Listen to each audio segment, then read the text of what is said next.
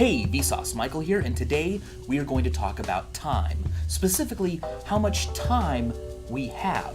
What's the oldest a person can ever be? Well, the world record for the world's longest living person belongs to Jeanne Calment, a French woman who lived to be 122.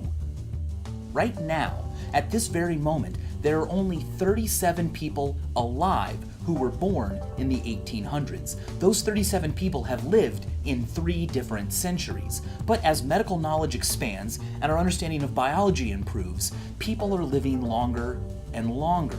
In fact, scientists believe that based on statistics, the first person who will ever live to be 150 has already been born. It could be one of you, but according to the math, it's probably someone who was born last year. Here's the thing.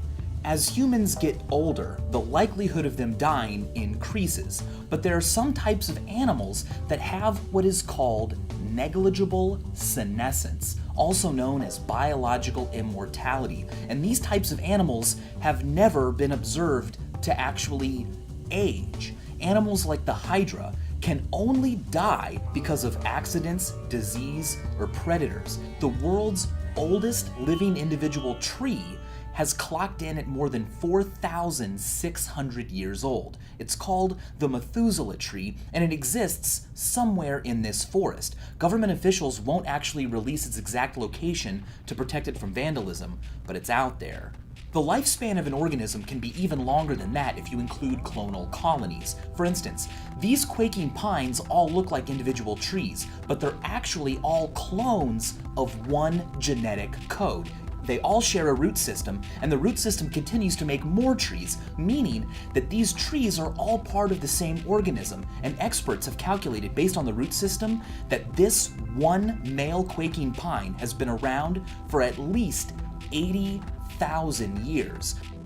But let's get back to humans, and rather than talking about how time is, let's talk about how time feels. Intense moments of your life are remembered as lasting much longer than times that were relatively dull. Psychologists say that the reason for this is that our brains take deeper and richer memories of events that are novel or events that are intense than ones that aren't. When your experiences are intense and novel, you're not remembering more things about it, but you are making more copies. Rather than just making normal memories, during stress, the amygdala gets involved and also remembers things. And many people believe that is why intense moments are remembered as lasting longer. This phenomenon becomes quite mind-blowing on a macro scale. Think of it this way. When you are a 1-year-old baby, 1 year represents 100% of your life. But when you turn 2 years old, that second year was only half your life. And the next year you live through is only a third of your life. And by the time you turn 80, 1 year only represents an 80th of your life. Those percentages are important because they may explain why your childhood feels like it took so long, but as you get older, the years seem to fly by. You have more novel experiences when you're young. You first learn a language, you first see your mother, you first learn to walk, you have your first kiss. These are all deeply and richly remembered by your brain, and so later on, it feels as if they took longer to happen. Now here's what's really mind-blowing. Let's look at a graphical representation of the percentage of your life that each successive year is. The first year is 100%.